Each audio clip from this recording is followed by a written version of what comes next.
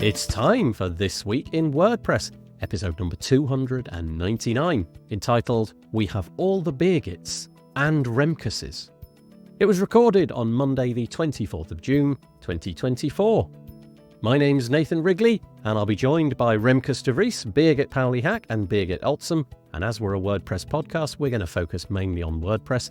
The event which took place last week, WordCamp Europe, is the focus of many of the bits and pieces that we talk about today. We highlight a bunch of photos which are all available on Flickr. We spend quite a lot of time talking about the 11 points that Matt Mullenweg raised at his keynote, trying to inject a bit of fun and optimism back into the WordPress space.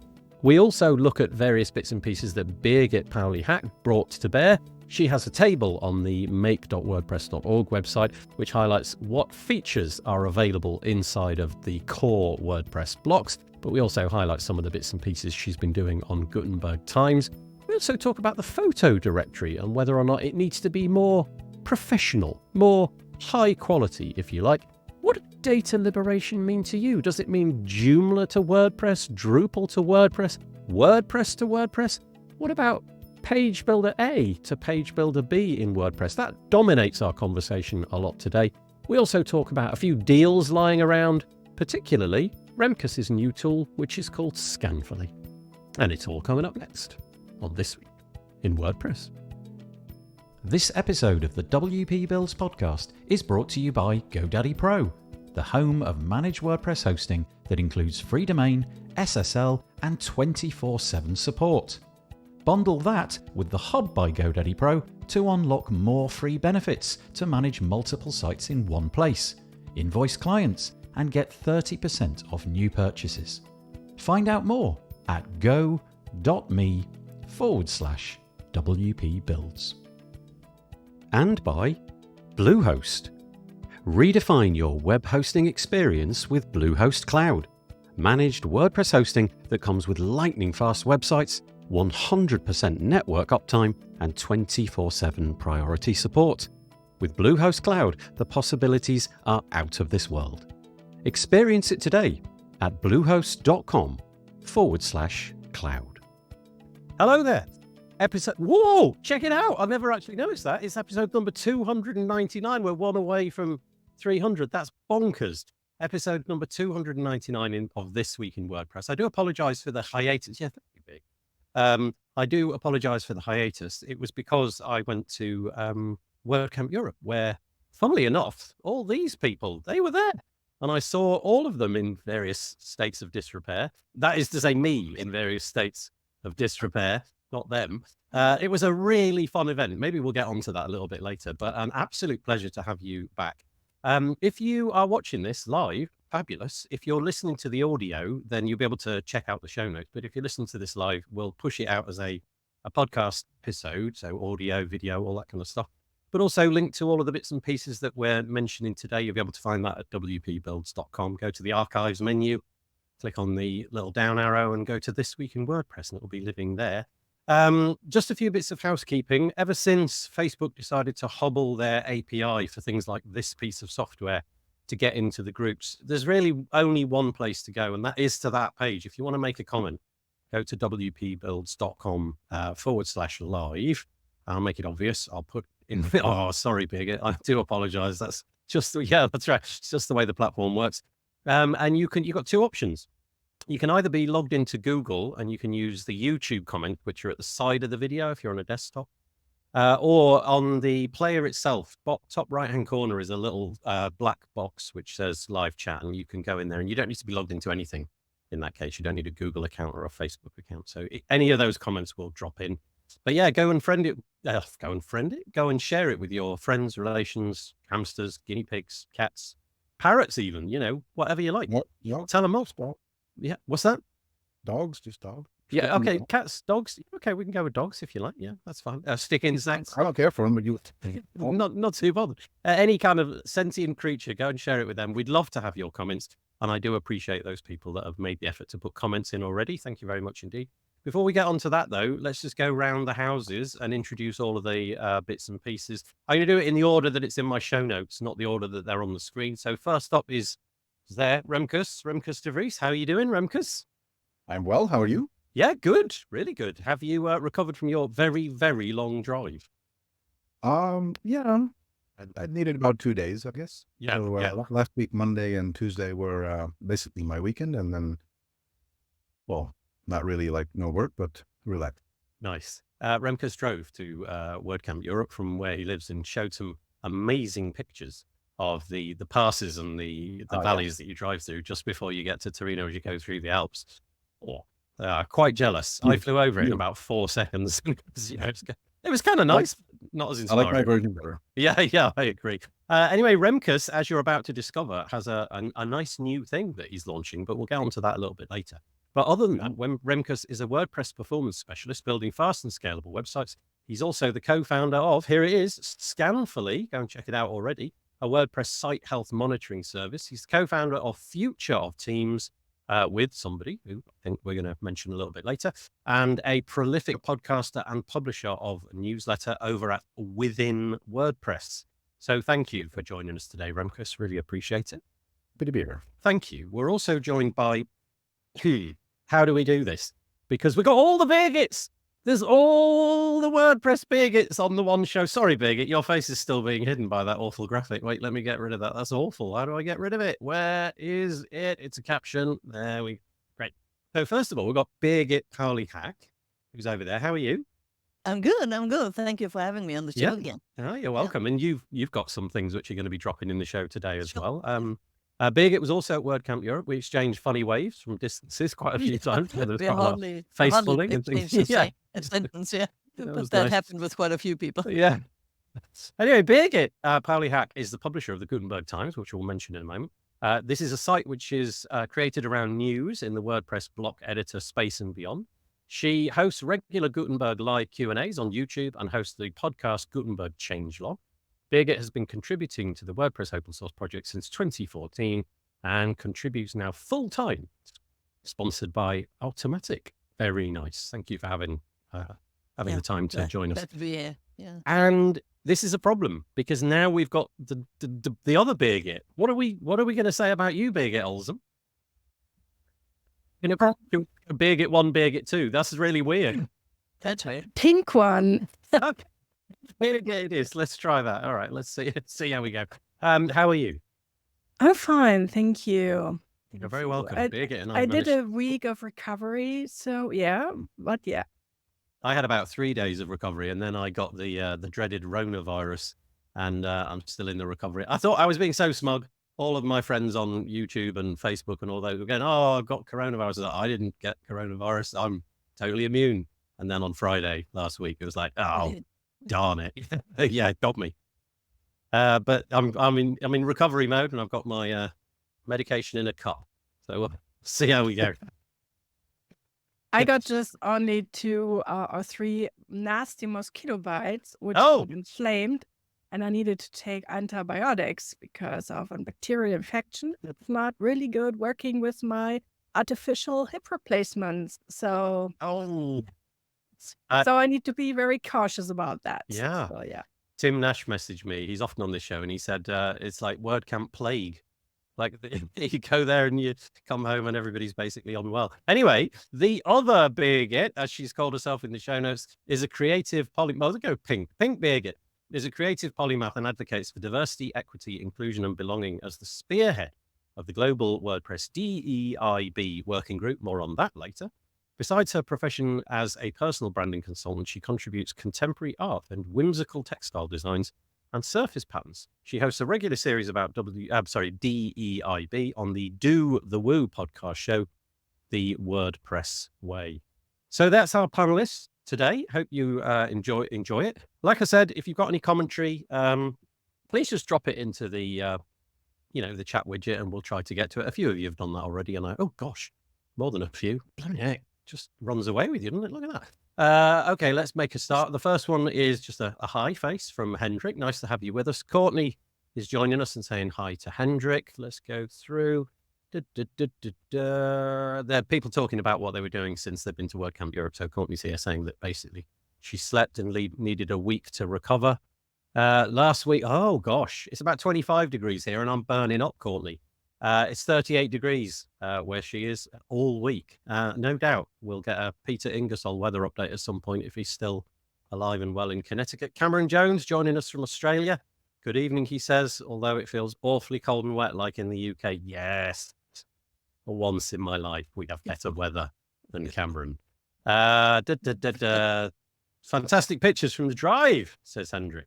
Do you two know each other? Do you know Hendrik by any chance, Remkus? Yes, I do. I've got it. Okay. And then Elliot is joining me from down the road. He's living in Bridlington, just down the road.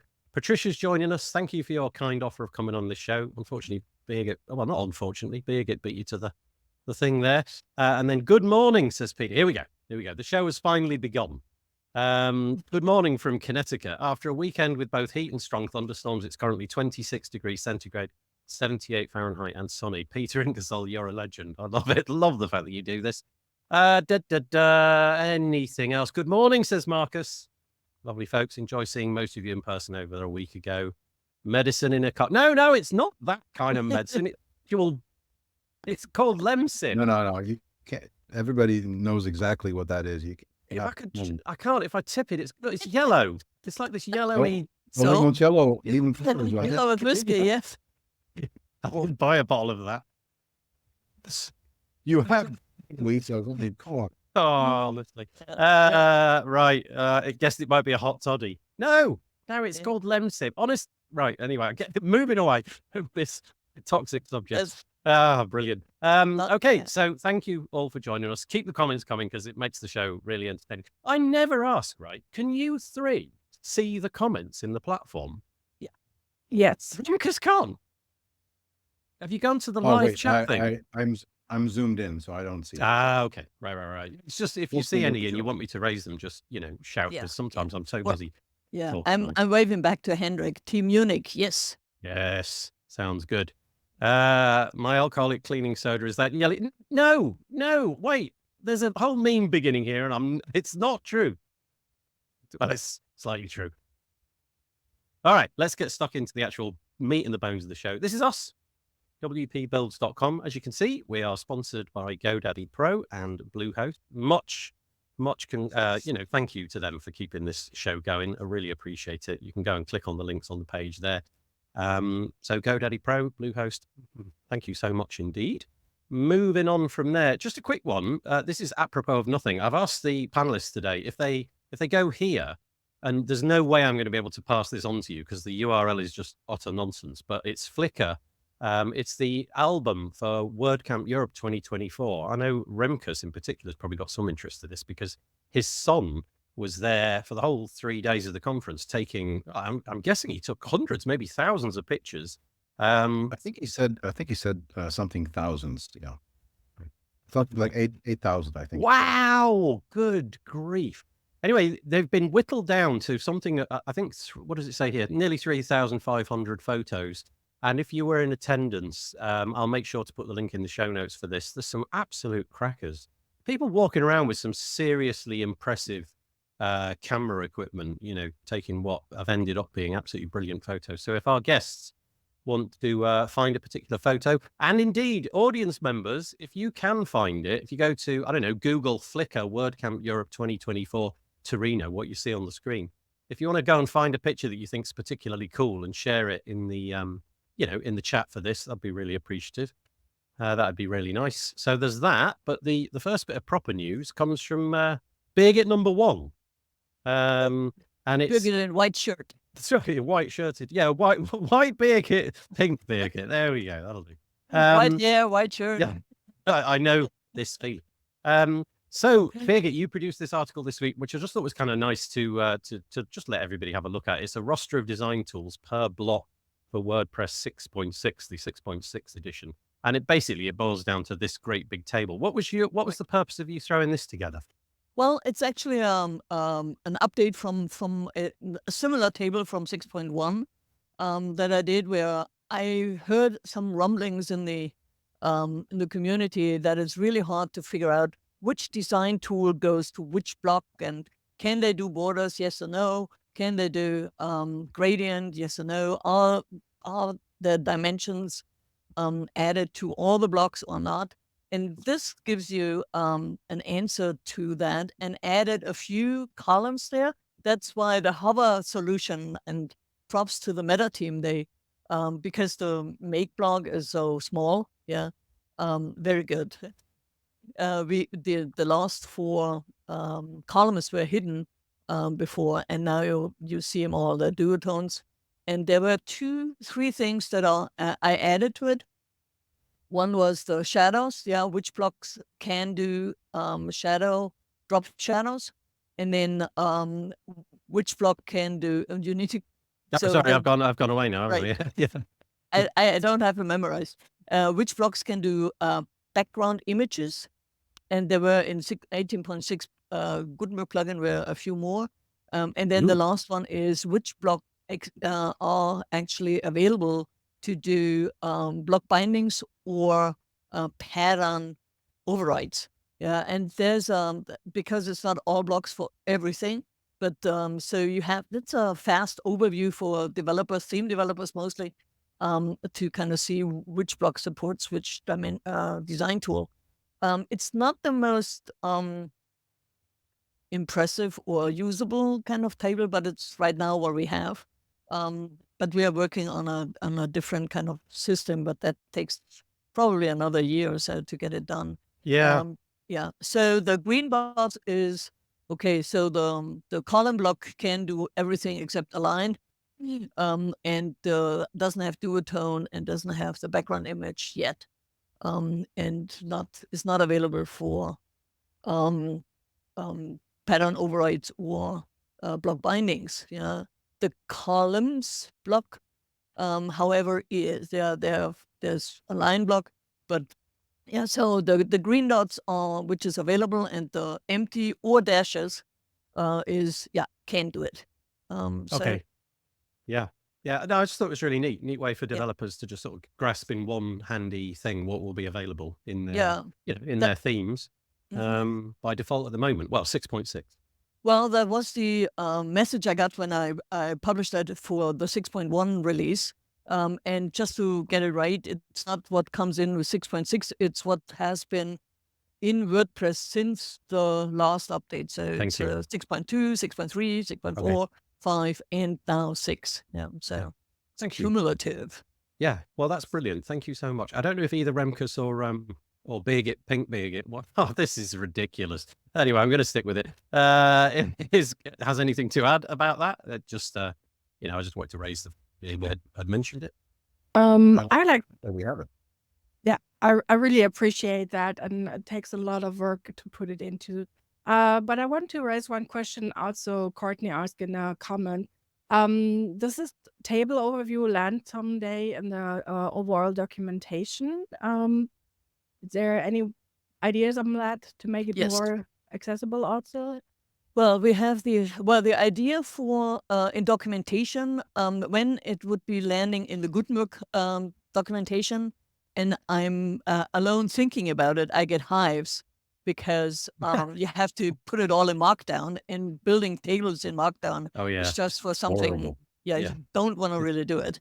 But I have brilliant developers on Gutenberg, and from the community, and there's one, Dennis. He has there is a way to have blocks converted to Markdown and then added to a documentation page. Neat. The idea is there. That's actually something that Adam suggested in the Q&A, and in the background we have been kind of experimenting with it. So this would be the ultimate test to translate this table block into a Markdown block and then put it in a documentation. It might take until the fall to kind of get to that. But yes, absolutely, it definitely should be in the documentation. And then Hendrik makes a sort of slightly similar, I think, comment, but just with a further suggestion. He says if it goes into the docs, it should have some sort of timing indication as of 6.6 or something. Yeah, that's an interesting point. So you can keep up with where that's applicable from. Right. Okay. Yeah, on the table itself, there is one marker for background image for verse and quote, and there are some I forgot. It says 18.6, and that means Word plugin. 18.6 doesn't come in 6.6. Yeah. Okay, thank you very much. And quick mention. Thank you for pointing it out. Yeah, no, that's nice. Lovely. Amber's saying hi. Hi there, Amber. Nice to have you with us. I bet ChatGPT, says Marcus, would be great at turning HTML table to markdown. Yeah, that kind of feels like the sort of thing it would be able to do, except when it hallucinated a picture of, like, I don't know, a rabbit or something at the end that you weren't expecting. Amber says, interesting. Right, Amber's in with her accessibility hat on. Make sure there's a screen reader text for supported and not supported, so this table is usable for blind people. So I'm sure that Birgit will take that suggestion. And, absolutely. Thank you, Amber. Nice. Okay, so there's that. And then moving on, Birgit, as we said at the beginning, Birgit produces the Gutenberg Times, and this piece came along today, and there's absolutely loads in it. You can go gutenbergtimes.com and you'll be able to see the archive of everything that's there. This is the most recent post. You can see pictures of Jamie Marsland with his speed test demo that he did at the event. But Birgit, there's absolutely tons in here, more than we can mention. But you did just want to talk about now let me find it. There was a couple of upcoming events that you wanted to highlight in the WordPress space. Do you want to quickly rattle through those? Sure, yeah. And there I already see a typo. It's so the first one is the developer hours that will happen tomorrow, not on Wednesday, June 25th at 1500. And it talks about what's new for developers, theme developers in WordPress 6.6. It talks about the block style variation, section styles, and how to apply those to your theme and what you can do with it. So that's definitely a highlight with Justin Tadlock and Nick Jago. So that's tomorrow, not the 26th, right? It's Yeah, that's the typo. yeah. Okay. That's the typo. And then on the 26th, there is at 1100 UTC, there is a hallway hangout exploring the grid layouts that come with WordPress 6.6 to WordPress. And also, so Isabel Bryson will do some demos there, how all the features, kind of how you can see it on the interfaces, and how to work those, but also how you can support it with the theme JSON or with your custom blocks. And she will also talk about what she's working on now that WordPress 6.6 beta is out for 6.7. So that's kind of an informal kind of discussion on the new features. And that's Wednesday at 11 UTC. So that one's, so that's June the 26th at 11 UTC. So 2 events there. But yeah, go and check out gutenbergtimes.com if you haven't done already. And you'll be able to see all the bits and pieces that Birgit puts together each and every week to keep us updated. Couple of things. Amber also has highlighted row headers as an accessibility thing, which you might need to look at. And back to the markdown tables, which is always fun.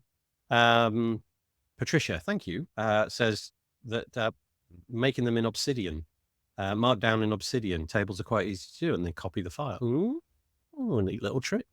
Okay, there you go. Yeah, and you go the other way, so from blocks to markdown. Okay, right. But, okay. Alrighty, well, let's move on. Let's talk about honestly, right, genuinely, I think this is really great. I mean, maybe I'm just hyper sort of sensitive to this kind of stuff, but I think this is going to be really cool. So this is all about data view updates, and it's Anne McCarthy, who I'm sure you all know. We've had her on the show several times, and she really does produce a massive amount of content in the WordPress space. She's an automatician, and I'll just quote at the beginning because it's hard for me to encapsulate. She says, with the last few releases of WordPress, the glimmers of phase 3 of the Gutenberg roadmap are starting to shine through, namely in the form of a new and powerful data view option. It's also causing understandable concern because it does kind of offer the option to really overhaul the admin UI for WordPress users. And then here's the background. What is the problem data views are trying to solve? The current WP list table. So this, imagine that you're in the post view and you're just looking at all the posts. You've got a really limited set of different things that you can look at. You could look at it in some sort of list view, and then you've got the option to add in like a featured image or something like that. There's 2 options. I can't remember what they're called. Is it grid and list? Can't remember. Anyway, 2 different views, but fairly limited. And in the future, the idea is that once phase 3 is under development, this will enable a whole bunch of different ways at looking at your list. So it could be, I don't know, lists of users, it could be lists of posts, it could be lists of custom post types, and it makes it feel a little bit more fast, if you like. And I'll just quickly play this video while I talk, and I might just scan through. So here's what you've got at the moment, right? Here's a list of pages, and Anne at the moment is going through, and here's what it could look like in the future. You could interact with the pages directly next to a view of the page, which is kind of nice. And then Anne goes over to look at the trash, which is obviously, you know, there it is, a list of all the different things that you've got in the trash. And she goes, and let's have a look quickly what she does. Here we are, we're in the trash now, and you can delete things in this way. That's kind of nice. But then she moves over and looks at, I don't know, the ways that you could sort things. For example, you could view things by date, and we've got a whole load of options in here. It's a complete overhaul of the way things look and feel in the WordPress admin interface. I guess because it's pretty seismic, my intuition is that this is not going to come in like WordPress 6 or WordPress 6.7 or WordPress 6.8 or whatever it may be. The idea at the moment is we just want to get this in front of people, and you can go and look for yourself and see what might be shipped and how it ought to look. But I think it's genuinely exciting, not only because I'm a sucker for a nice UI, but also because I think it's high time that the views that we've got for data in WordPress tables, they're a bit out of date, frankly, aren't they? Over to you. Are you excited about the UI as a whole? So the new direction that the dashboard itself is going, or Do are you know what? excited about Yeah, the that's interesting. particular data view inside them? Because the versatility of here's a new set of data and automatically has views and it works. I really like that principle, but it's also, I'm a little scared for it because if we have everybody using this, what's them to start using, I don't know, custom post types as categories or as tags or whatever. There's a little bit of a, I love how it looks, but I have questions on what it will open up. Yeah, I think I'm a bit shiny object syndrome sometimes. I look at something and because it's new, and I because kind it of figured, just, but I wanted to check. yeah, because it's new and because it looks different. And I can see through the video that Anne's put together where she obviously knows where to go seamlessly, and she manages to get exactly where she wants to go because she knows. I suspect that, you know, for a user like me who's in WordPress every day, I've quickly overcome that obstacle. But I imagine for the 99% of WordPressers who are just using it as a tool to curate content and publish posts and things like that, yeah, it could be difficult, couldn't it? So is that what you mean? Whether or not, yeah, I think you're right. Well, easy to create a data structure which you might not necessarily need or should have. I'm not sure that actually you as a user would create those data views. I think they're just new components that plugin developers can use. That's that right. Yeah. WooCommerce and product views and all that can use. Or if you have an events calendar that you have, your lists can now follow the standard of what other data views have on the features are available, including custom fields and all that for the developers. Not so much for the user. The user sees the UI. Yeah, but So I'm including a video we saw earlier that had roughly the same things shown, but also the creation of extra data views was part of the UI. And if we're still doing that, then I have my concerns. If we're just looking at the UI as indeed, as you just said, this is what is now available for plugin developers and all of that, for everybody to start, you know, homogenizing how data structure is supposed to look. I'm a huge fan. Long overdue. Nice technical comment from Hendrik. He said the difficulty is that that there is a whole ecosystem built on the post_table component, even though it has been marked private since forever. So admin columns, extended custom post types, etc. Yeah, I think Remkus, I think you're right. I think basically I'm just imagining that something like that could ship, but I think it would be highly confusing. And I guess if every my thoughts are changing. I'm like shifting sand. My thoughts are changing as I'm speaking. And I'm thinking if you're a plugin developer, you could obviously go your own way, but locking it inside that UI so that it at least looks fairly familiar and you've got the same filtration options rather than what we have at the moment where, I don't know, you download a form plugin or something like that and the whole UI is totally taken over. You've got no idea where anything is because the bottoms don't look the same. The lists of posts and whatever it is don't look the same for, more or less everything. Locking it into that one UI, so long as it's got all the options, seems like a nice idea. Yeah, I am definitely changing my thinking as I'm talking. Just be sure you don't turn into quicksand. Yeah, thank you. Pink Birgit, anything you want to add? Yeah, I'm interested into how this evolves over time, and I hope that they all keep in mind that it needs to be accessible for everyone. So I'm not very firm in the terminology on that. There are better experts than me on that, but I like to raise a issue that everything which is related on the client side needs to be more accessible, as I learned a lot about. So I think Amber and others from the accessibility team would be better to answer that question. But I find it sometimes difficult to navigate, especially in the full site editor. It's kind of, for me, still sometimes challenging to find the way and the things I want to accomplish with that. So I think it's worth going to this post, and again, the URL is slightly difficult to say, but I'll just read it out. The make.wordpress title is, I'll pop it on the screen. It's called, it's at make.wordpress.org, and it was released on the 13th of June, so it's a little over a week old, and it's called Data Views Update -June 2024, and I think it's just worth going and having a look. And then Cameron's made a point that not sure seeing any advantage over WP list table, which is what it's intended. And I think the word is to replace. Data Views aims to revolutionize. Yeah, here we go.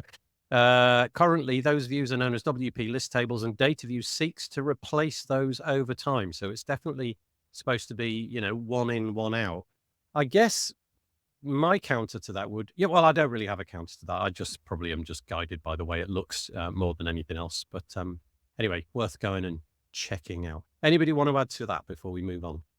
Well, in general, everybody should start preparing and get familiar with, because it's going to happen one way or another. Yep.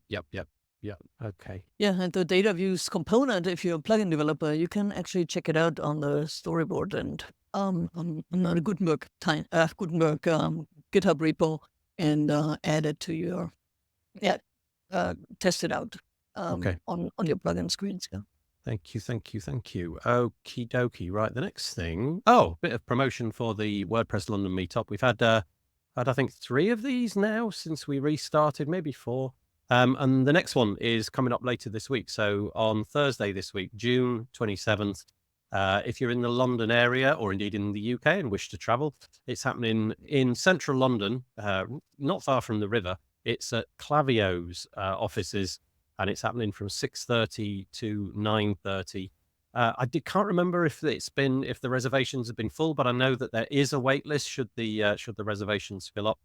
But if you go to wpldn.uk, you'll be able to attend. And what will you be looking at? If I click on that one, is it going to tell me in a timely way? Yeah, there you go. There's the presentations. It's all about WooCommerce this time around. And we'd love to see you there. All righty. The next thing, talk about making things happen pretty quickly. Whilst Matt Mullenweg was on the stage at WordCamp Europe, somebody walked up to the microphone at the Q&A at the end. I think there were probably about 10 questions in total. And somebody asked the question about meetups and said, given all the effort that we put in to WordPress meetups, would it be good if we could have a WordPress.com site to help facilitate those meetups and just make, that a free option for us? And, it's built on the WordPress.com infrastructure. Matt turned around to Daniel and said, can that happen? And Daniel, I think, thought for about a quarter of 1 second and said, yeah, let's do it. And here it is. It's done. It took less than a week. So now, if you are in the WordPress space and you are thinking of doing a WordPress meetup, or you have a WordPress meetup, you now have availability of a WordPress.com website. I don't know what the caveats and strings are attached to that. But anyway, it's available to you. It's now part of the, the WordPress meetup package that you get. So I just thought that was quite nice and worthy of mentioning.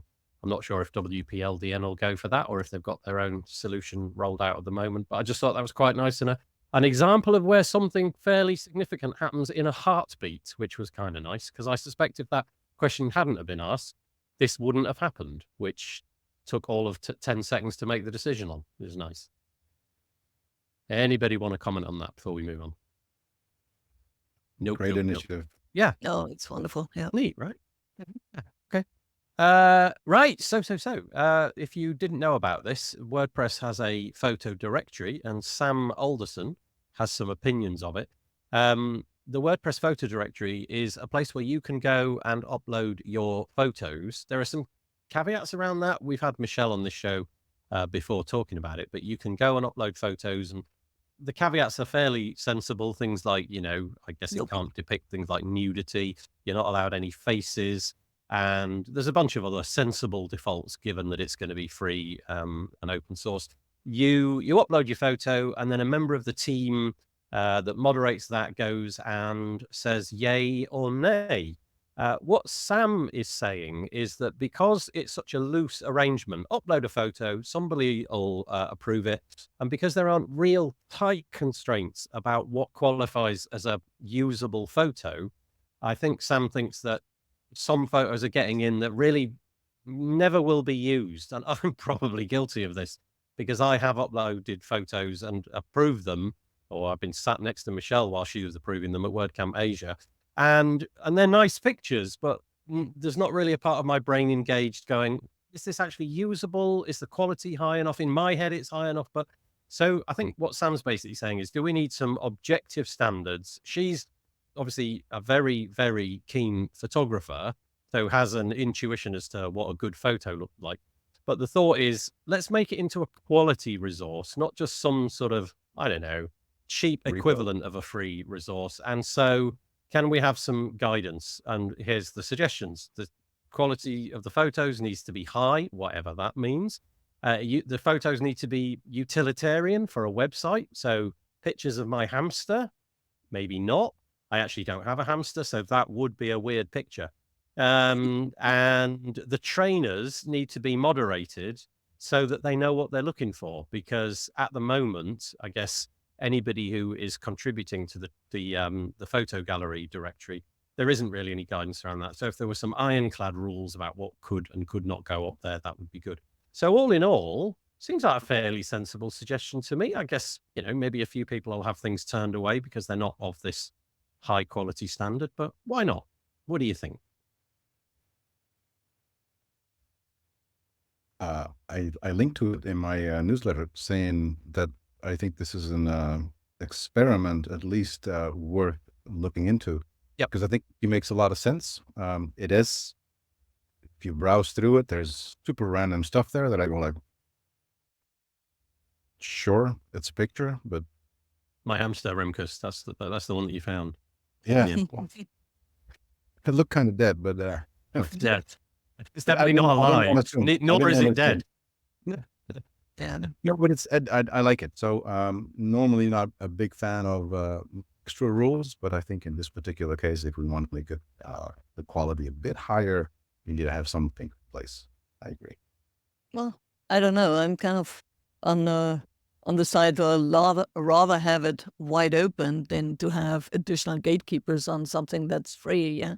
I found quite a few images that were suitable for my Gutenberg Times as a featured image, and I always go there and kind of look through them and see if something matches. And I think there is a favorite feature on that. Yeah, so people in the community can favorite pictures, and maybe that score needs to kind of be filterable to have that. So the people that don't like don't favor your hamster picture, the picture doesn't bubble up. I think that's a rather easier way to implement something like that than having a whole list of criteria that, although they seem to be objective, there will always be they seem to be objective, they will always be subjective. And then you are excluding people who just kind of want to share some of their pictures. And that's kind of my, there is no, I don't see that WordPress Photo Directory be a competition to Getty images or other stock images places. And it also is a few photographers make a living of that. So if there is the quality on the WordPress kind of is risen, what prevents people from taking those pictures instead of the professional photographers? So there, I have a few thoughts, obviously. It's interesting. The idea of keeping it open is kind of really laudable, isn't it? You know, that would be a really ideal place to be, and that anybody can go upload any picture, no matter what it would be. The only intuition that I'm driven by is in the past I've come across some photo directories where I've just noticed the difference between that photo directory, and this one is more or less all the photos on this one are just not that great, and the one over here, they're somehow better. And there must have been some curation going on in the background there. And I find myself drawn towards the one where typically the photos are of and it's something in my head that's driving it. You know, in my head think these are of a higher quality. So I go there. And I guess the problem would be if the directory was inundated by, air quotes, low quality pictures, would it stop people even thinking of using it? Because you have to trawl through 500 pictures before you get to that one picture. But I do like your system of kind of voting, I don't know, favoriting people, or maybe there's like a favored, I don't know, this particular author of photographer has been downloaded 100,000 times. So their stuff in some way gets filtered in a different way, sort of slightly high. I don't know. Interesting, Birgit. Thank you. That was white Birgit, by the way, just for those listening to the audio. What do you think, Pink Birgit? Do you have intuitions on that? I really do. As also Courtney raised in the comments, the idea of the eco-friendly impact of having a lot of images to host somewhere, like in a WordPress photo directory. It should be something which is really useful and not filled with photos that maybe don't get used on one hand. And I'm personally looking more from the web developer and web designer perspective. I'm always looking for great photography I can use maybe on a website header or where is enough room to place the text, to have it alongside. And I'm kind of missing that feature to filter for different perspectives, even if it says we have an orientation in portrait or landscape, but it doesn't give me the hint if this a photography I can use as a background covered with a text portion, for instance. I would love to see some improvement on that matter as well, to have it really as for me, a useful stock photography directory where I can pick on great quality photos. On the standard, yes, I guess we can aim for having a good quality, but I don't feel that we have currently too low quality photos on that. But maybe I'm wrong. But from my perspective, I don't see any quote unquote bad quality yet. So I'll just every picture gets some usage maybe. But I'll just read out what Sam wrote. Sam Alderson. I'm just make sure I got the name right. When exploring the WordPress.org site, the terms high quality frequently appear. However, some photos in the directory don't meet this standard. Sorry, not sorry.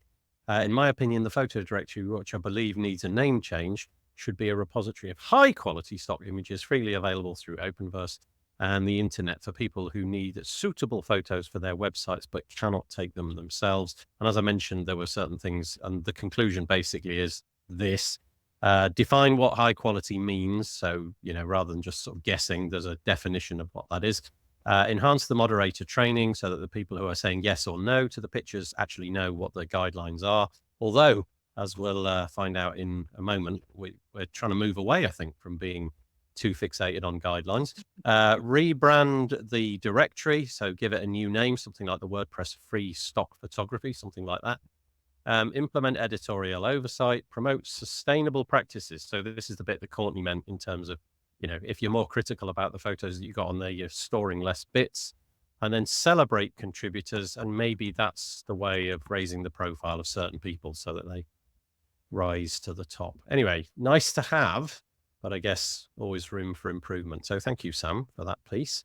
Okay, moving along. Data liberation, a big thing.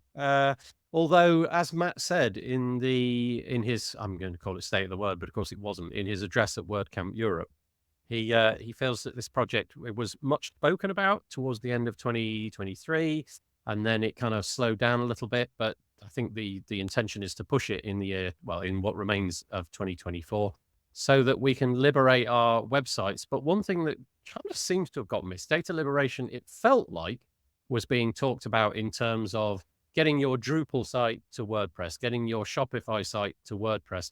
Well, what about getting your WordPress site to WordPress? In other words, a migration, WordPress to WordPress. And so the challenge, I'm going to read off this article, which is by Jaw Design. It was on the 21st of June.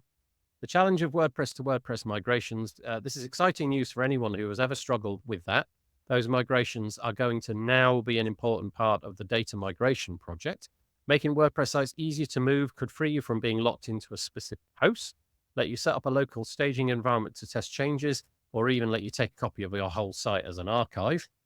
And then the idea of doing that with Playground, won't go into Playground at this point, but it's dead cool.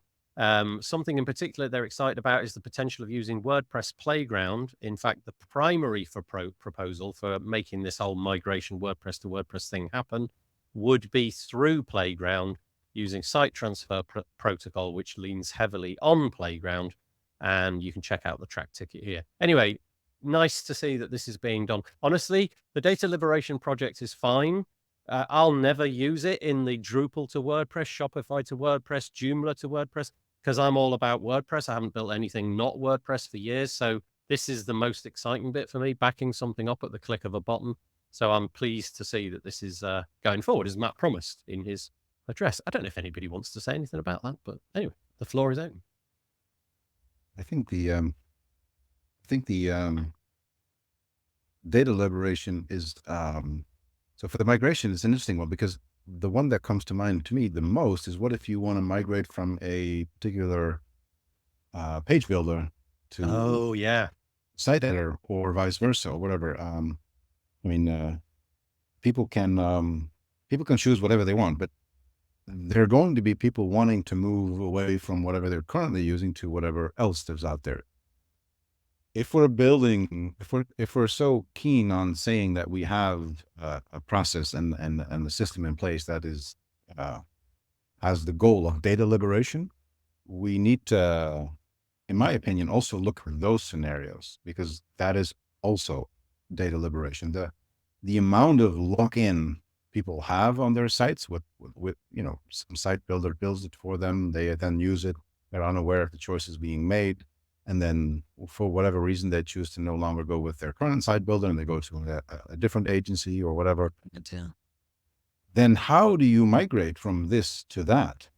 If data liberation also intends to solve that, then to me that would be proper data liberation, not just from CMS to CMS, or from server A to server B. I'd very much like to have the focus on this, for as good or as bad as that's possible. But Remkus, you have a massive fan. The massive fan is Wendy, who just says yes. Hey, Wendy. Hi, Wendy. 10,000 plus for what Remkus is saying.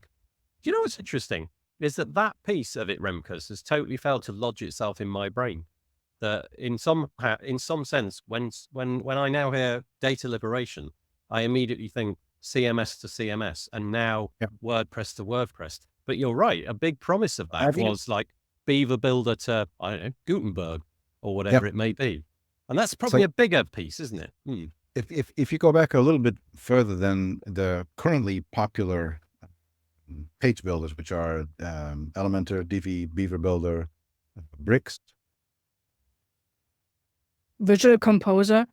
Yeah, there you go. Visual Composer. Then Oxygen.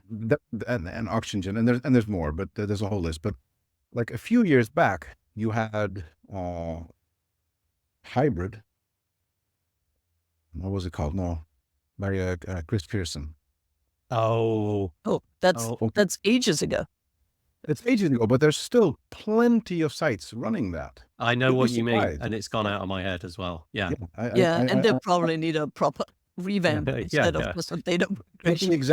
But the example that solution is it's quite the deviation from WordPress. Not a little bit like some of the page builders, but a lot.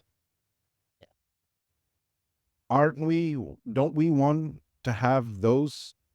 This is going to sound horrible, but back in the fold, like, do we not want to liberate them as well? Sure. I think so. Thesis. Thesis. There you go. Yeah. Courtney.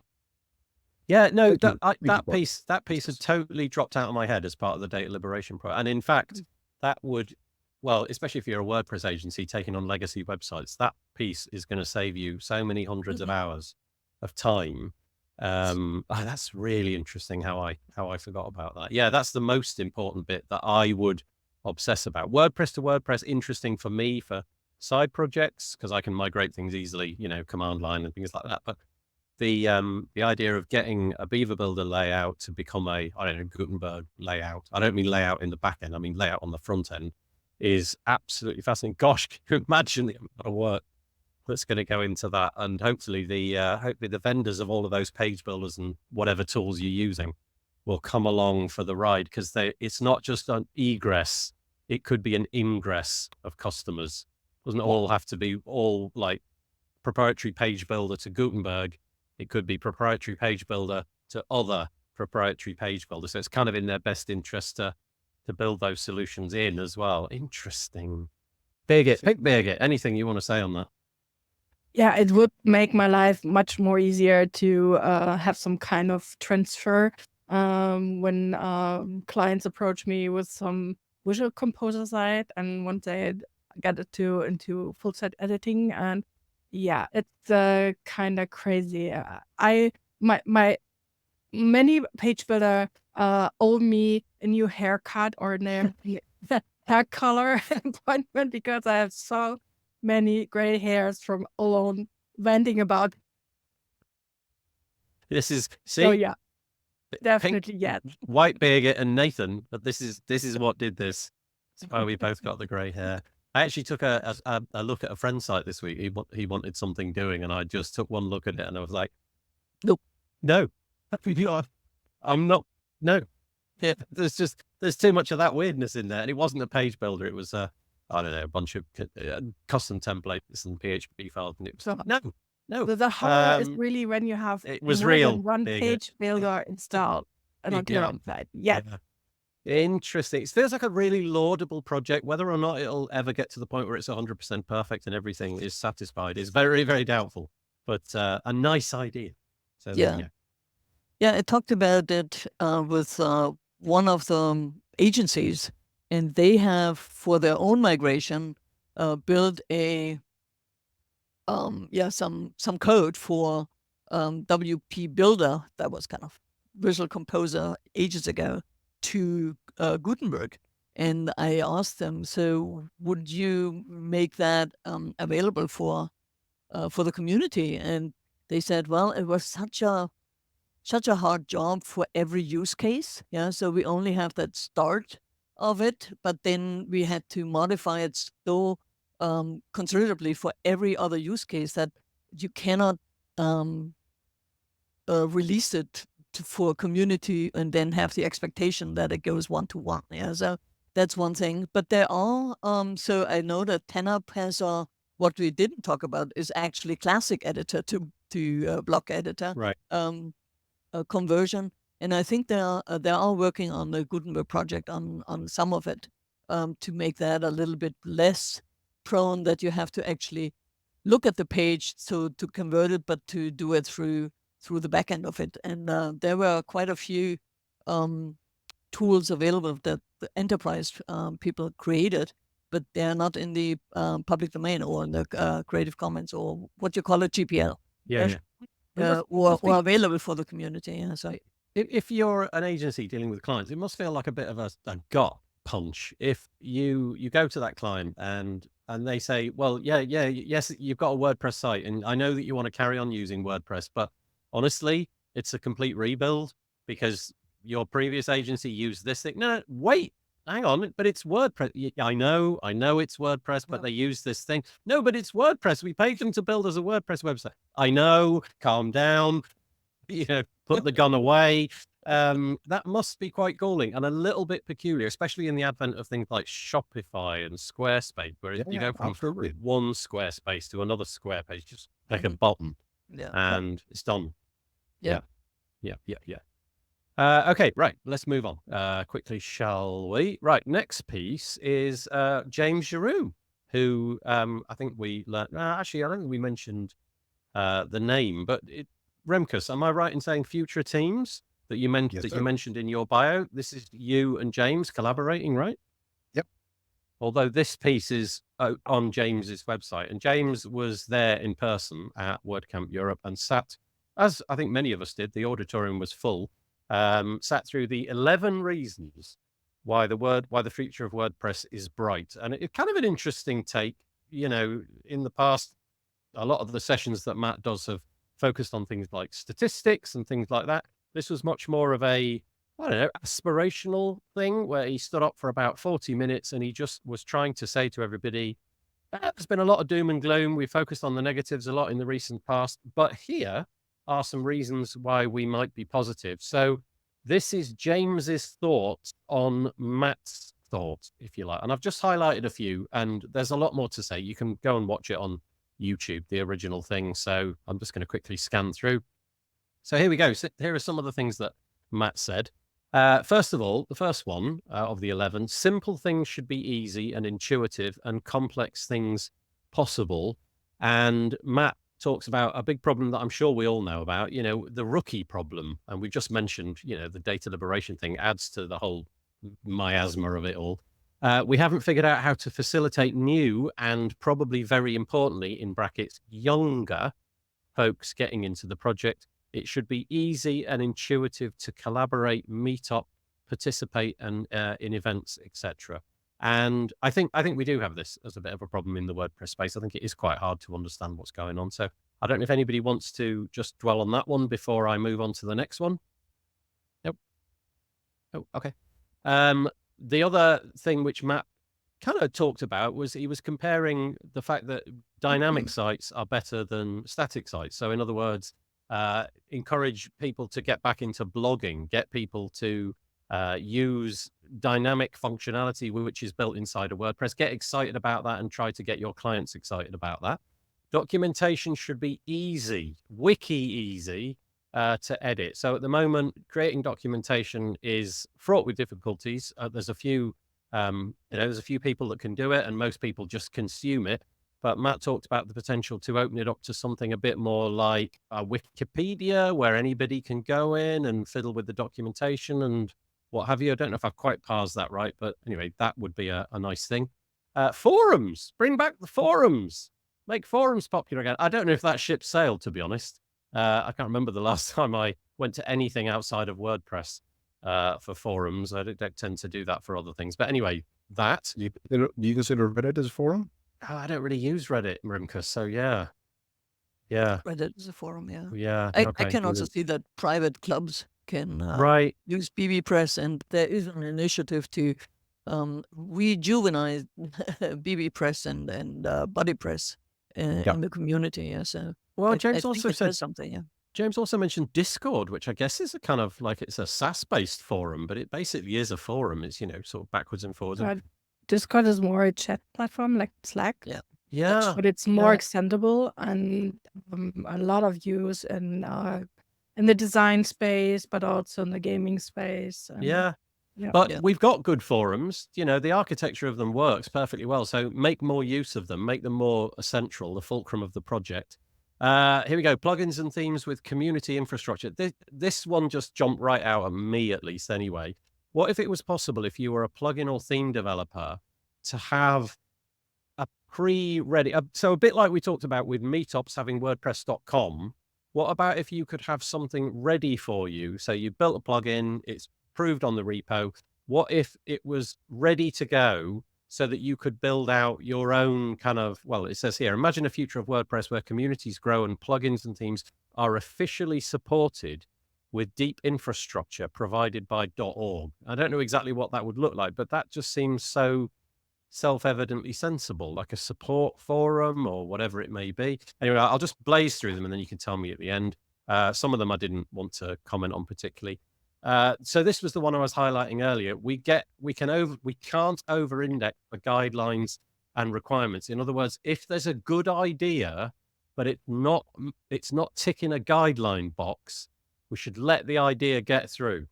So a good example here was mentioned by James is the Ollie WP theme, where they had this kind of onboarding wizard, which was disallowed by the guidelines. So James said quite rightly, it was taken down and they had to amend that. But would it be sensible in the future to say, if something's good, just let it happen. Just let it go because it's a good idea and you can see it's a good idea. Again, I mean, caveat emptor, who gets to decide that? Feedback loops are important. So just, keeping people in the loop, making sure that everybody's talking to one another. Core should be opinionated and quirky. This struck me as kind of an interesting one. It felt like, right? Maybe I'm wrong. It felt like Matt was saying, let's not be boring. Let's be a bit more fun and have a bit more of a laugh, not just with the websites we produce, but also in the community. And he kind of linked it up to Jamie Marsland's kind of speed builds thing, which is a community event. And it gathered a lot of interest because it was fun and interesting. And there was cheering and laughter and people were excited about it and all of that kind of stuff. And so on that note, I raise a picture of Bridget at WordCamp Europe when, don't deny it, she stole my camera and took pictures. No, I did not. You didn't. Definitely. Stop it. But do you know what I mean? Like injecting quirkiness and weirdness and fun into the project. Because do you know what? We got a generation of kids raised on TikTok and they are not coming to WordPress unless we are going to be as fun as that. So anyway, there you go. That's probably all the bits and pieces I had to say. Because he's your friend and colleague, I'm going to pass this one to Remkus first. Did anything in those 11 points that you heard resonate and you think that was a good idea? So the quirky one, actually. Yeah, me too. Isn't that interesting? Yeah. But I do have a but hit there. I think the quirkiness is, I think I'd like to see that more in the project and the people supporting the project. So that's community, that's all the things we do around it. I don't necessarily think WordPress should be quirky, more quirky than it currently is, meaning, for instance, the howdies, for instance, I'd like to see a little less of that, actually. Like there's weird sentences we're using because as translators, we come across them. They'd make zero sense in any other language than Texan. I don't, and I said Totally what I said. agree, yeah. Yeah, it's really hard to be funny in 70 languages. Yeah, that's right. And WordPress has a lot of this, and I don't. Maybe I'm sounding like a 50-year-old boring geezer or whatever. You are a 50-year-old. Oh, sorry, did I say that out loud? Am I the youngest here? Am I the youngest here? You probably are. No, me. I'm not 50 yet. I am one of the youngest here. How you go with that? To my point, that sort of quirkiness I care absolutely zero for. That said, the other quirkiness, the fun part, we should start investing time into how we're making this interesting. Jamie hit a jackpot. Like kudos to Jamie Marsland. That is absolutely wonderful what he's doing, because not only is it fun and entertaining to watch, people actually learn from it, and that is the goal, right? So we need, and you're referencing TikTok, but TikTok is a great example of I had a discussion with a few folks at WordCamp Europe, where we basically came to the conclusion that the algorithm of TikTok is the best one there is. Because if you are determined to learn in a specific way about a specific type of video, TikTok will show you that, and exactly that. YouTube, not so much. X, Facebook is the worst, but TikTok actually provides you what you want. Like not interested, and then maybe search for one thing that you are interested in, and then immediately your whole For You page starts to change. But my point with that is that if we are figuring out how we can incorporate the TikTok-y type of stuff, horrible sentence, but if we can find a way to bring that back to the project, we will get the younger people onboarding more easily. If we also focus on other stuff that will lower the barrier, we will have a fun project that they enjoy learning about because they see the possibility, what they can do with it. And I'm sure the younger generation is on the whole, less interested in privacy and publishing your own content and owning all of that. But maybe also because we haven't spoken to them in the way they like to be listening to. So if we're saying quirky, and that includes that, and to me, it should, then hell yeah, let's be quirky. Let's be fun. Yeah. Let's be interesting again. So it's, again, our median age is relatively high versus somebody entering the job market right now. There's quite a bit of chasm between how we look at the world and how they look at the world. And we should no longer ignore that that's a fact. So whatever quirkiness we can add is going to help that. Close that chasm. Yeah, I think that's really insightful. I think the content creators, especially, you were mentioning Jamie Marsden there. I think just a total golden bullet that he's created there. Like you say, it satisfies everything. Yeah. And content creators, so me and, Birgit and everybody else, and Remkus obviously as well. I think maybe this is the thing. We need to be a bit more interesting, a bit more funny, a bit more quirky, what have you. Nice to have James Giroux, who's joined us, actually. That's really nice. He calls it homogenization of the web, and Matt is right. It's okay not take ourselves seriously. We can be seriously fun. And then tells Remkus he's old. So, I'm just saying. James, I know where your house lives. James, just watch out next time. And then Cameron Boomer I don't even know what that word means, but I hear it all the time. And I'm assuming it's a sort of slightly adjacent to an insult. We're not boomers. None of us, no four of us here are boomers. Okay. We're Generation X. Okay. Are we? Okay. Right. So quirkiness, says Hendrix. I miss the time where we could browse the theme repo and pick a fun theme that was only half complete, but things it did were great. Interesting. Yeah. Innovation. By the way, on the subject of fun, today's title is going to be There's a Bot and I Have a Bot, spoken by Remkus slightly earlier in this episode. Look at him chuckling away, made him giggle. That was the point. So anyway, there were the 11 pieces. We didn't mention them all. Birgit and Birgit pink, Birgit white. Do you want to chuck your stuff in? I guess Remkus did it right to say we really need to reach out to the younger generations and make it more fun to use WordPress, but also to educate them on privacy and owning their own content, what open source means to us, and also how it elevates someone to share their quirkiness, to be more open, and so that they don't rely on certain platforms. So yeah, why not? On the other hand, I really love the quote, make the easy things simple and the complex possible.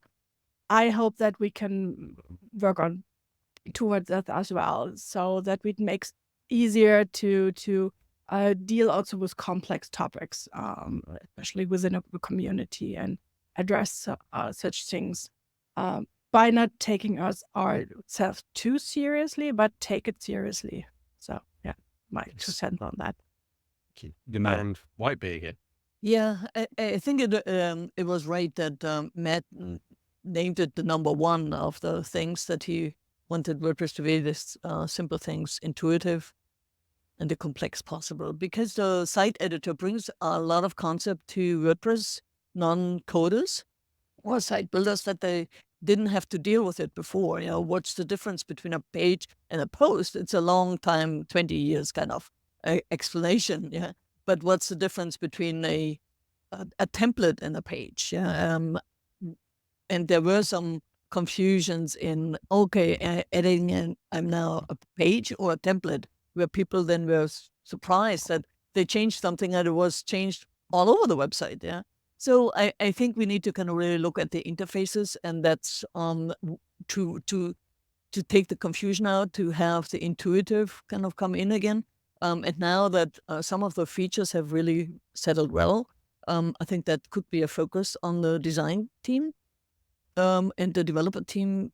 That I think would be really, really helpful, also for the rookie problem that we had. And yeah, that's pretty much that. The quirkiness, I'm myself not particularly funny, so I'm more quirky. So I'm having a hard time thinking that. But what I saw on WordCamp Europe was, I don't know who we talk about when we say younger generation. I saw a lot of people that from my age, I would say they're hardly 15 years old, but they're probably 25, 28 or something like that. But the younger generation is there. We could use more of them.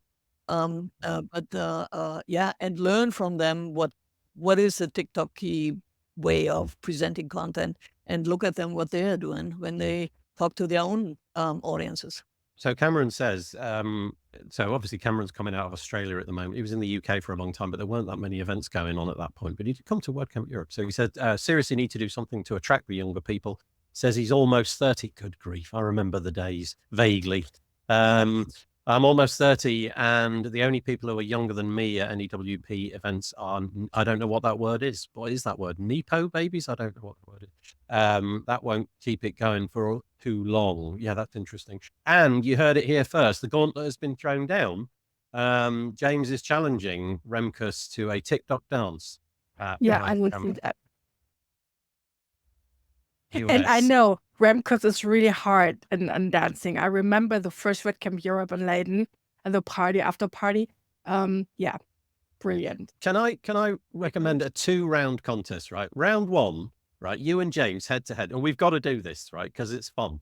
Round 1 is you and James in a TikTok dance-off, and then round 2 is lifting heavy object over something high. Yeah, and then maybe that'll even it up. I don't know. And then we need a 3rd round, and I don't know what that could be. But James, you up for it? You said it. We can see it's in black and white. So I will say, in my defense, the only thing I do not watch on TikTok are the dances. I don't care for those. So. Okay. Well, you have to educational content. Your constant study from now until WordCamp US is going to have to be TikTok dances, and you have to get the moves. What we could do is combine the 2 categories and do weightlifting whilst dancing, but I fear injuries would be and maybe be the result. If I was young again and starting out, I wouldn't want to use WordPress, says Atif. See, that's interesting. And I wonder how prevalent that is. When it was lockdown, so, we're going back 5 years ago now, I had this ambition. My kids were off school. I said, I'm going to teach my kids how to use WordPress. I had all 3 of them gathered round. Honestly, 2 hours was what I got out of them. Then they all managed to find other things to do and never came back. And I did think to myself, gosh, they know how important this is to me. They know that this is what I do. They know that they've got an expert, well, not an expert, but somebody that can do it, sat next to them, still not that interested. So yeah, Atif, fair enough, fair play. I wonder if that's something we need to do. Oh, and Patricia, look at this. We've got our own little helpful bunch of people here. Wikipedia, Nepo baby, short for nepotism baby, is a term referring to celebrities whose parents have succeeded in the same careers. Interesting. So it's basically people who've got, so that's like me trying to teach my children. Damn it. What the dress. Only you would name the explanation right before. Only I'd known before Patricia put that on the screen. Darn it. Cameron, you've nailed me to a cross. Nepo babies, the other ones are ones who are only there because their parents are there. Yeah, I've never brought my my children to a WordPress event. I fear that would be too much for them. I- Although now that we've got dancing, TikTok dancing competitions built in, then can't read wide-eyed. Is this what's happening? I also wouldn't use WP if I was starting over and knew what I do now. Oh, this is interesting. Can we block camera now? Yeah, that's right. And Atif, you're no longer welcome in the community. That's right. We're only welcoming up to this point. That's right. Yeah, if you say anything bad, you're no longer welcome. At 22 years old, at the Switzerland Community Day, this is Patricia, by the way, last March, said that if we had young influencers on TikTok, like competing proprietary platforms pay for, it would be a game changer. So not the old geezers doing TikTok. Yeah. The young ones doing the influencing. Yeah. I do have a TikTok account, and there are some videos of me, but yeah. Care to share the URL there, Remkus? You know what my name is. I'm not that hard. Just everybody, tiktok.com/Remkus de Vries. Well, I don't know. But anyway, that was really a fascinating conversation. And what I enjoyed about it, listening to Matt's presentation, I just got this sense of like optimism, which when I listen to those presentations, normally I come out and it is very much, it is often fairly dry and data-based and what have you. And whilst it's interesting, that one made me sit up. By the third point, I was like, gosh, this is going in a new and interesting direction. So I appreciated what Matt did there. I thought that was kind of interesting. And Barry, just saying hi. Hi, Barry. Nice to have you with us. Buddy. Hi there. Right. Okay. Right. Just one quick, keeping it fun. There's big again. At WordCamp Europe. Shared my version in the private page. Oh, have you? Have you got something I need to see? Hold on. Let me just try and copy and paste that. My browser doesn't like it when I try to use the copy and paste functionality in this platform. You've got a Flickr one. You found that's great. So Remkus did as he was told. He went and found a picture on Flickr. That's so winner. Oh, that's so good. I love that Laura is sitting there so aware of what's going on in the background. Send us all of your silly pictures. That's absolutely brilliant. Look at that t-shirt. What does it say on that t-shirt, Remkus? Scanfully. Now then, look at that. There's a segue for you. I know that won't come in like a pro. I love it. Like a pro. So Remkus has been on the show many times before, and he's alluded to Scanfully. He's mentioned that it's been coming and what have you. And now it says we're live. So go on, Remkus. Just give us the skinny. What's Scanfully? Who are you in partnership with? And who's your intended audience? Just tell us all about it. Wow. It's you've got 12 seconds starting. Scanfully is Buddy and I. Buddy was just saying hi. Oh, got it. Nice. Yep. So it's a WordPress site health and performance monitoring tool. It's meant to solve problems in terms of performance and health that you have on your site, but you're not aware. We have a whole suite currently of features, which all intend to already make you much more in contact with what is actually the performance of your site. So we have an uptime monitor, performance monitor. We bring in the site health section that's inside your WordPress site, where we bring it in a nice dashboard. We have an events timeline, so you can see what's happening inside your WordPress. So if the client says, look, I don't know what happened, but my site is completely foobarred, you can say, well, what was the last change you did? And you'll say, they'll say nothing. And you can then look at our dashboard and go like, oh, but your user, maybe not you, but your user changed this at that and that time, and this is why that is foobarred. And all that comes with notifications.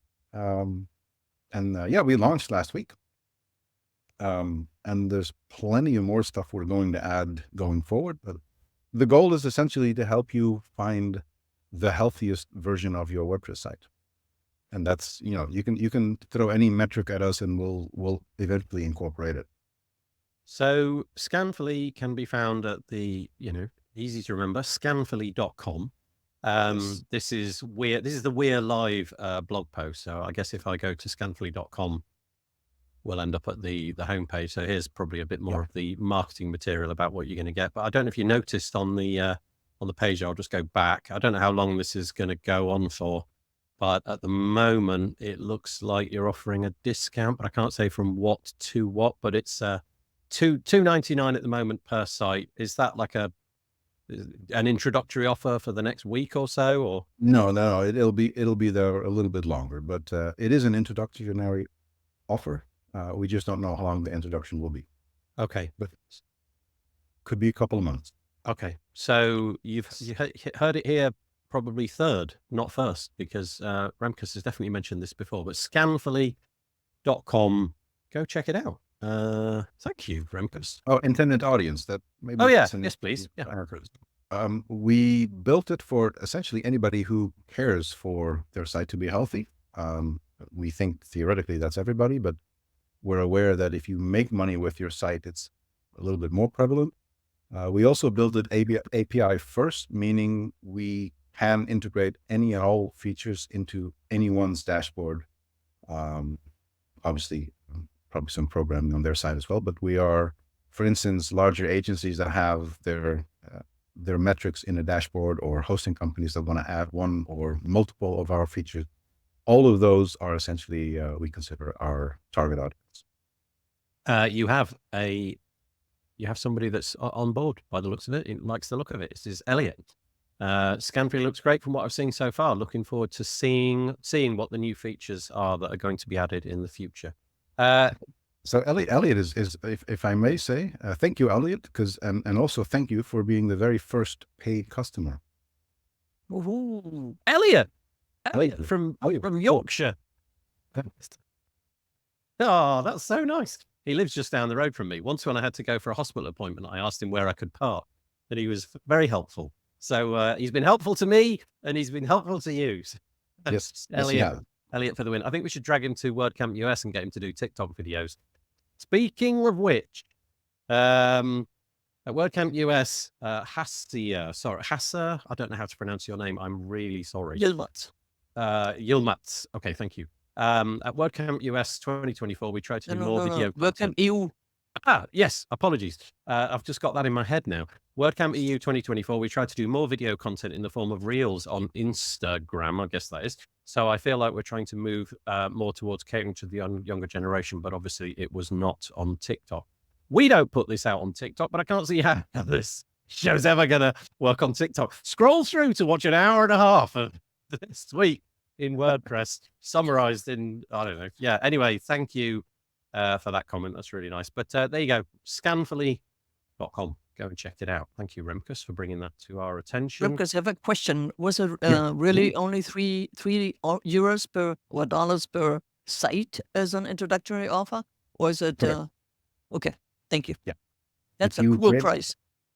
If you create an account, you'll see what we currently are targeting as our most likely eventual price. But it's, yeah. Okay. So a discount can be had. Scanfully.com. Check it out in the next week or so, few weeks, and we'll be able to see everything that it can do. Okay. Right. We're going to have to go at like really ridiculous speed because we've more or less run out of time, but I just want a few quick things. The theme directory has had a complete overhaul and is now built. If you read that, it says it's not a complete overhaul. It was just a refresh. Okay, thank you. All right, yeah, I'm perhaps parsing the language incorrectly. It's got a massive visual change, refresh, but it looks really, really different. And there's a couple of things that I just want to mention that I like. Well, firstly, it's got that new WordPress aesthetic. It just looks like a lot of the other properties that you can find over at WordPress.org. These things are really nice. So you can now go in and dig down in some sort of faceted search for a number of columns and what have you. And then you can add in features like accessibility ready, block editor patterns, editor styles, block themes, body press, interesting one, custom background, custom colors. And then you can drill down by a category of what it might be suitable for. So that's what that looks like. And obviously that's broadly what you'd expect, I guess. But then if you click on one, and I'll just click in 2024. Go on, Remkus, what were you saying? I was going to say the next click and the click after are where the magic. Yeah, this is where the magic is, right? So this is the nice new look.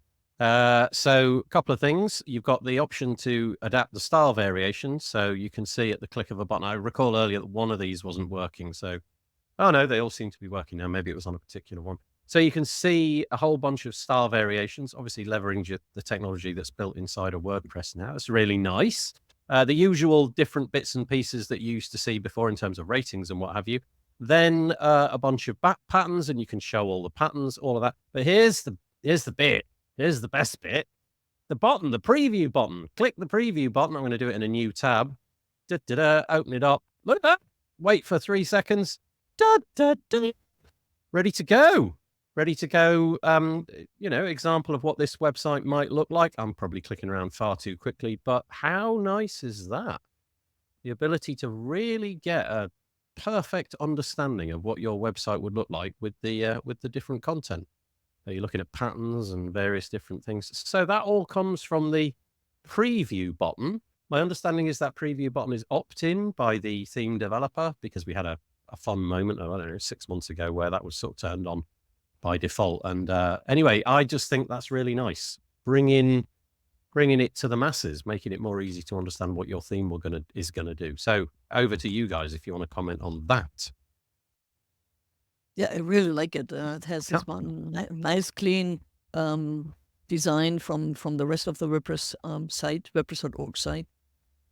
And the preview is really amazing, as well as kind of looking at the style variations. The old one had that too, but it somehow... I never really interacted with that. Thank you. Yeah, okay. it really feels so much nicer now and so much more inviting to actually click on things. So yeah, good choice. And kudos to the Meta team who kind of pulled this off. Kind of, I'm not even going to make that joke. It was rubbish. I'm just going to leave it lying there. So yeah, that is now wordpress.org/themes. You can go and check that out. It looks really, really nice. I'm just going to quickly move on. We've just been looking at that. A couple of deals to mention just before we go. Fluent, the guys behind Fluent Themes and Fluent CRM and all of that kind of stuff, they've got a new product called Fluent Boards, which they've got on a lifetime deal at the moment. If you go to fluentboards.com, you'll be able to check that out. Another deal at the moment is this thing. It's called Grid Builder. It's a faceted search thing for WordPress. 30% off at the moment. You can check that out if that's your thing. And also, if you're looking for a WooCommerce rival, North Commerce is a plugin that you can download. And they've got themselves on AppSumo at the moment, which is kind of interesting. I don't know what the pricing model is, but it seemed, oh, here we go.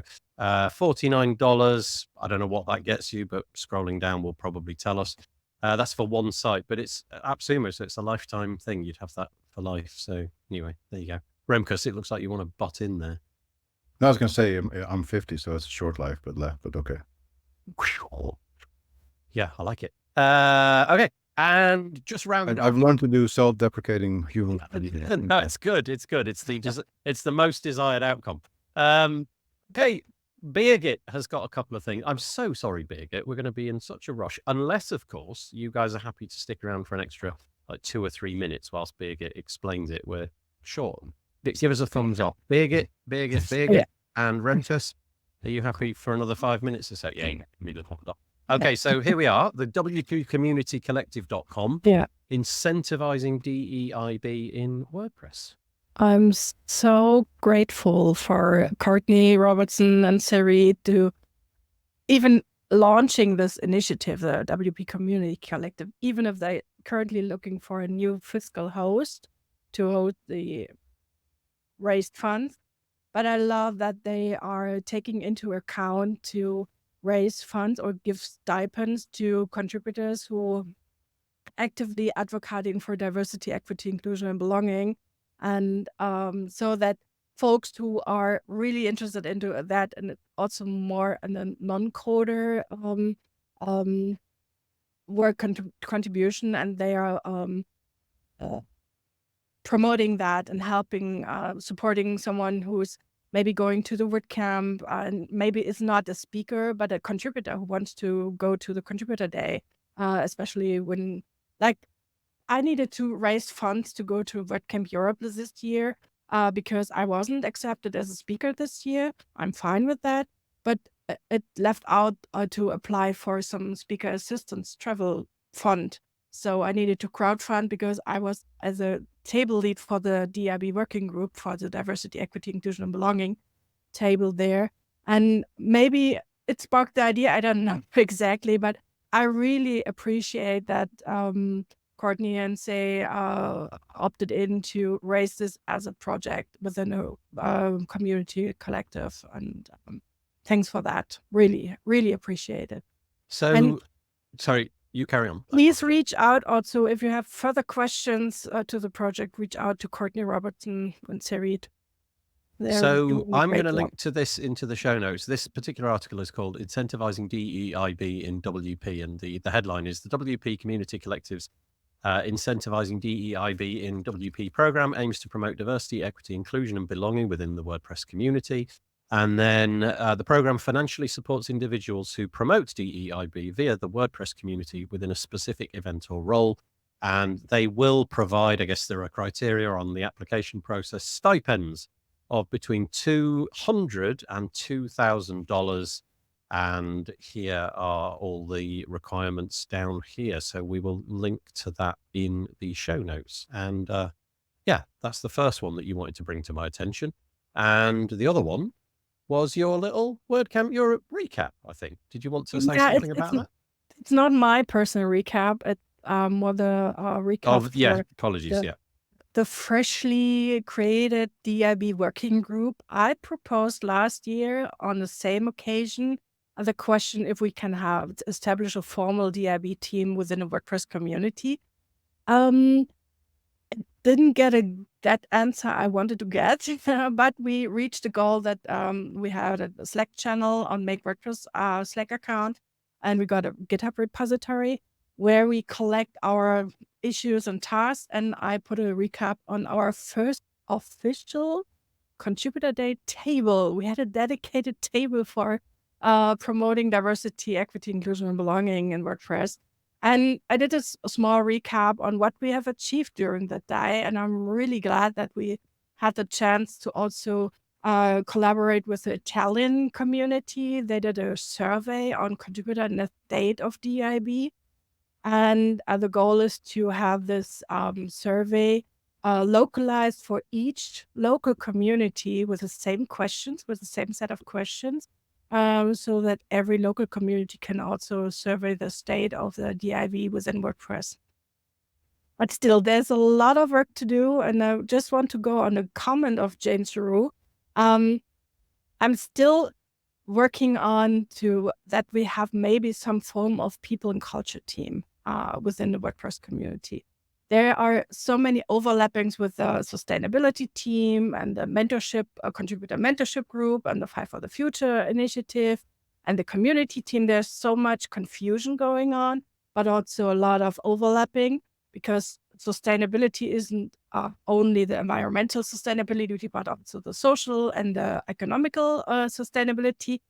But the perception within the community is not that obviously that everything falls maybe under the sustainability. So I propose this year again to have a really dedicated people and culture team. And even if it should be ingrained in every team and every contributor to be respectful and be inclusive as much as possible, all teams maybe need some shared resources to find how to apply the DIB principles in their daily work.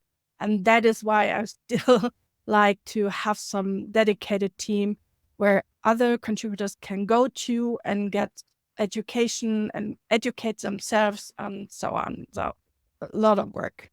Thank you, Birgit. Yeah, that's really amazing. So I will link to both of those pieces in the show notes that come out with this. And I think that's probably as much as we can do on this particular episode of This Week in WordPress. Next week, it'll be episode 300. It's got 2 zeros. It's a big milestone, but we'll do nothing different. It's just exactly the same. So maybe I'll have a TikTok video by then. Who knows? You should. It's not going to happen. No. The kids need to do one. Nobody wants to see me dancing at all. There's other stuff you can do, Nathan. Don't limit it to dancing. No. What about the bucket challenge? No, I'm shutting this topic down. No more. So that's it. That's all we've got time for this week. I appreciate our three guests. First of all, where is he? Remkus de Vries over there. And White Birgit Pauli Hack over there, and Pink Birgit Elzum down there. I should say, the reason that I'm saying white and pink is because they're wearing a white and pink t-shirt, and it seemed to be the best way of doing it. But thank you so much for joining us today. Thank you to you, those people in the comments. Thanks for staying with us and making the show a lot more interesting than it would otherwise be. It's really great to have interaction from the commentators. That's really great. And there's only one more thing to do. And that is, we all need to push our chairs back and get ready to dance, because is to wave the hands like that. Let's do, Remkus is dancing. Actually, look at him go. That's perfect. Honestly, I think this has got legs, Remkus. This time in November, that is coming, mate, whether you like it or not. You are Bring it on. Bring it on, Voldemort. He says, it's, oh, come on, quick comment before we go. Remkus is doing his strongman thingy on TikTok. Oh, she's been picked. Patricia's gone to have a look. Yeah. I won't see Nathan. No, you don't. No, that comment's going away. Right, we'll go. We'll be back this time next week for episode 3. Right. Take care. Have a good week. Bye. Right. Bye. Thank you. Bye. Bye. Thank you. Take Bye. it easy.